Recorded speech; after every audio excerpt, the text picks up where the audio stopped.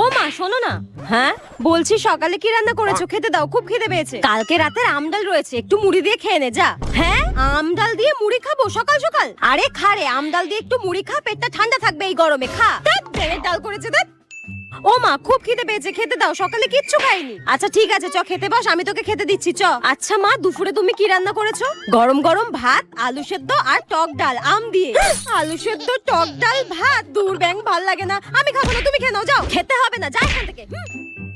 উফ কি খিদে পেয়েছে।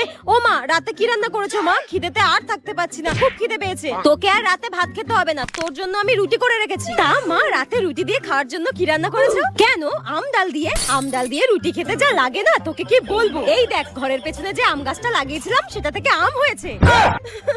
আমি কি ভাবছি জানিস তো, এই বছর আমার আমি পাকতে দেবো না, আম পেরে পেরে সব আম ডাল বানিয়ে দেবো। আবার আম ডাল।